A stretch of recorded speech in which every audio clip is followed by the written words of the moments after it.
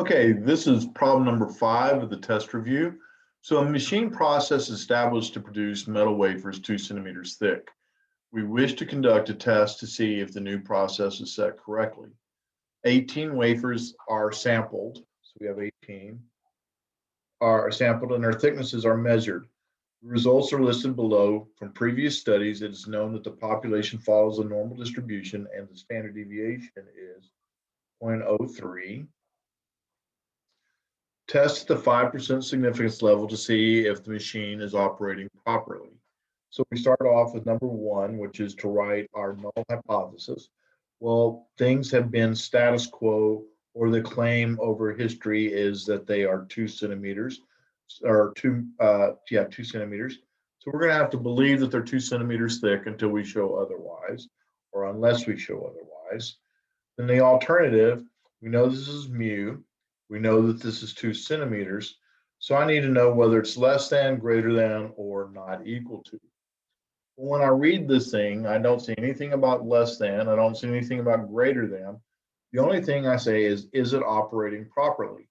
Well, if it makes them too small, it's not operating properly. If it makes it too big, it's not operating properly. And since it could be either too small or too big, we have to use not equal. So anything not equal to 2 centimeters is the wrong size. Number 2 says we need to write our, we need to define our parameter. So let mu equal the true population mean wafer thickness.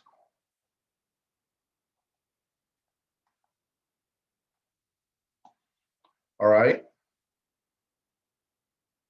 So they took a random sample of 18. They told us it was normal, but we just go ahead and say that our conditions are assumed. We assume that they've been met. All right. Number 4, we're going to go ahead and write the equation, which is z equals x bar minus mu sigma divided by the square root of n. Number 5, draw the graph in shade. Well, as it turns out, we can do part of this. We can't finish it. We're going to have to come back and finish it after we do another couple parts. Well, they tell us the mean is 2 centimeters, or that's what we're claiming. But that's all we have. We don't have an X bar. We don't have a sample to compare to. So we're going to go on and enter the data. And I go to stat edit. And L1, I entered all that data. So I entered all those 18 values here. Once I have that data entered, I'm going to go to stat again, press the stat button in the middle of the calculator. Arrow 1 space over to calc and press enter. And so list L1, so second one, that's where my data was. So second one will get you there. And I've done this, and now I can make a list of what data I have. So my data is this, number 7. And I have the mean, we know is 2 centimeters because they gave that to us. The standard deviation, we know is 0.003. They gave that to us. Our X bar, and by the way, this 0.003 came from what we use what they gave us. We don't use the one from the calculator. Since they gave it to us, we use it. So our X bar is 2.0029. And then our sample size, we entered 18 values. Okay, so that's the values we entered. But now that I have this X bar, I can go back and finish this graph. Well, 2.0029 is above 2 centimeters. So this is an X bar, and this is going to be the 2.0029. And since it's above it, we're going to shade in that direction. So the next step is to plug the values into the equation. So here we go. We're going to plug in. This is step 8. And remember, anytime it's a not equal to, this is when we have to do something a little bit weird. Anytime it's a not equal to, that means we have 2 of these. And since we have 2 of those, 2 times the probability that z, which way did we shade? We shaded up, so this is a greater than. 2.0029 minus 2 over 0.003 divided by the square root of 50. So at this point, I can go ahead and solve, which is number 9. I'm going to go stat, test, enter, and I need to arrow over and highlight the word data. So I'm just going to use my arrow, highlight data, and press enter. My mean was 2. My standard deviation is 0.003. My list is an L1, so a second followed by the number 1. And our alternative was not equal, so we used the not equal button. And this gives 2 times, because we don't want to forget the 2, times the probability that Z is greater than 4.1640 equals a p-value of 0.1234, and then it becomes 312. But we're just going to say, you know what? This is about 0. So this is our p-value. So the 4 decimal places, we have 0. They told us our alpha, they gave it to us, it said it was 0.05. And I know this, 500 is definitely bigger than 0. So our p-value is less. All right, p-value is less.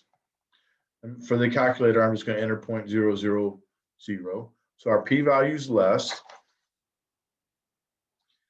And according to the recipe on number 10, if the p-value is less, we reject the null. So our decision is to reject the null. And that's number 10. Reject the null. And then we need to go ahead and write our conclusion. So our conclusion, number 11, our p-value is, and I'm going to use the symbol for approximately, so this is approximately 0. We reject the null.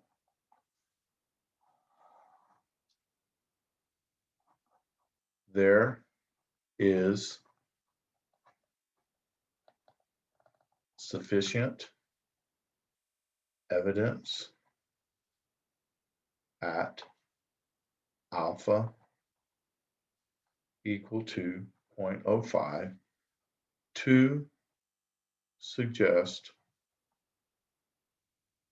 that the true population mean wafer thickness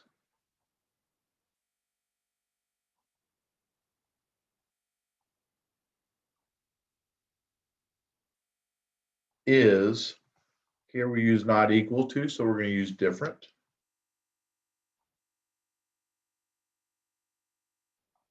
Is different than 2 centimeters. So basically, the machine is not operating properly.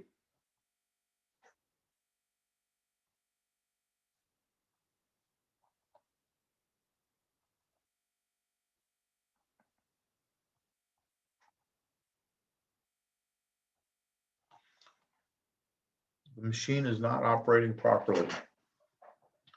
The next thing says, and I'm not going to have enough room on this sheet of paper, so construct a 98% confidence interval and interpret the confidence level.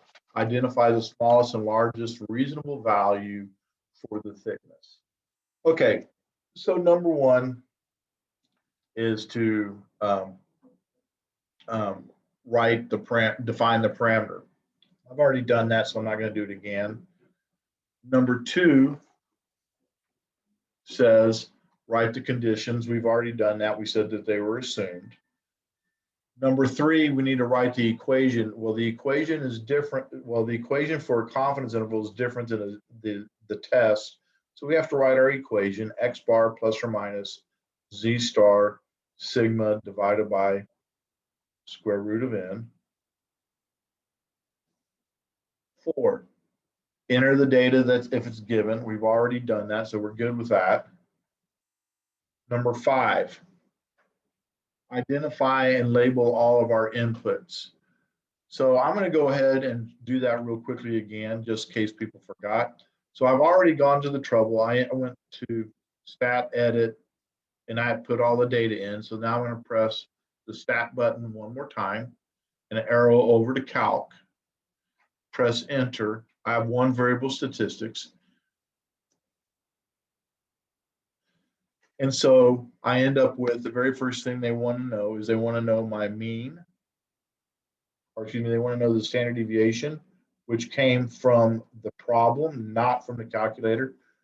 The standard deviation of the population will always come from the problem, not the calculator. But my X bar happens to be 2.0029.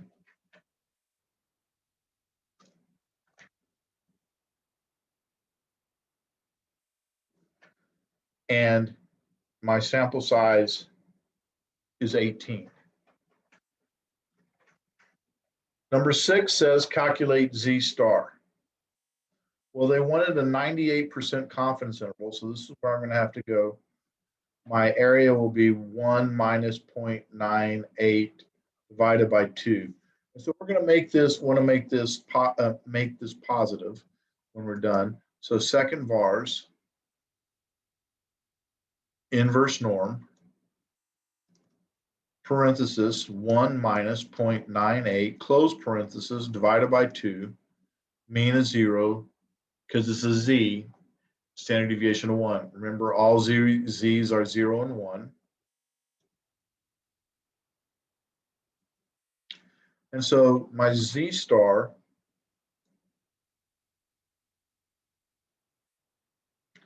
equals 2.3263. All right.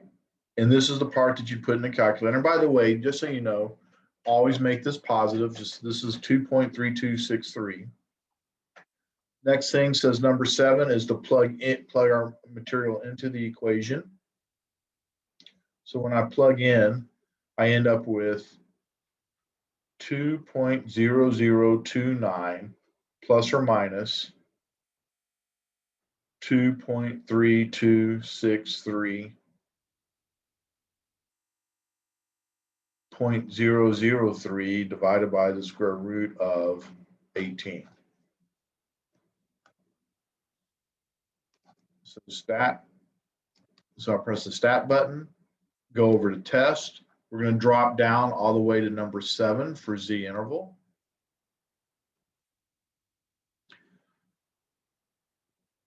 And we have data, so we're going to use the data button, make sure that's highlighted. My standard deviation is left in there, but it's 0.003. My list of data is an L1, so second one. And then I need to change my confidence level to a 0.98 and press calculate. So this is my Z interval. So writing down, this is number 8 on the thing, write the interval. And my interval is 2.0013 to 2.0046.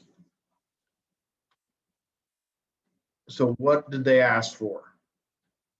Okay, well, anytime you do a confidence interval, regardless whether or not they ask for it or not, you have to write number 9. You have to do the conclusion. So the conclusion is we are 98% confident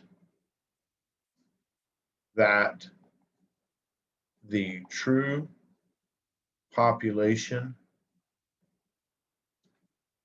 mean wafer thickness lies within the interval and our interval was 2.0013 to 2.0046. Right? So we're 98% confident the true population mean wafer thickness lies within the interval 2.0013 and 2.0046. It also says interpret the confidence level. Okay, so number 10 says it also says interpret the confidence level. Well, anytime it says interpret the confidence level, I have to do the in repeated sampling. I have to do part 10.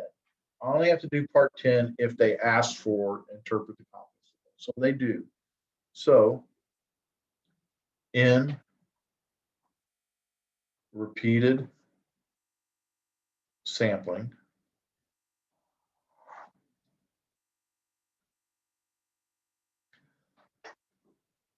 we expect that this method will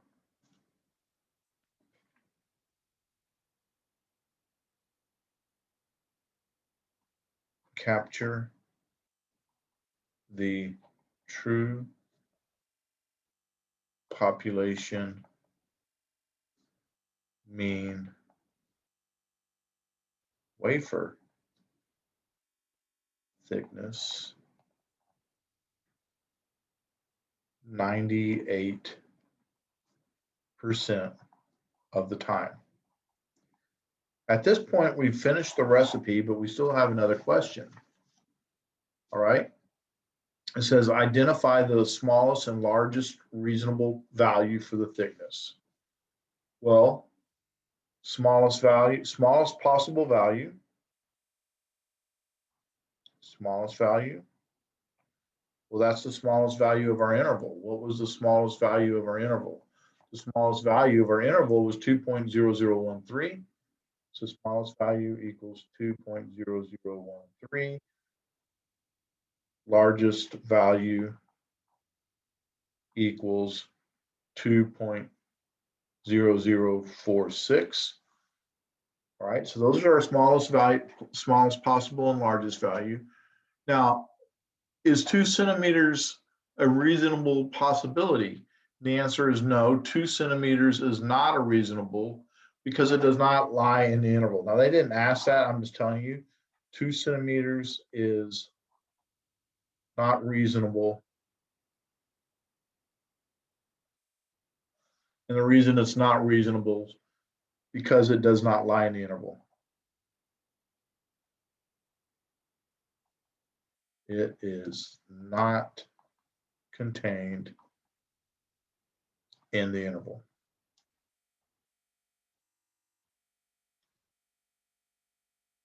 I'm supposed to say contained, not contained in the interval. All right. So if it's contained in the interval, it's reasonable. If it's not contained, it's not reasonable. It doesn't matter how close it is to being not in the interval or how close it is to being in the interval. If it's not in the interval, it's not reasonable. If it is in the interval, it is reasonable. All right. Problem 6 will be on the next video.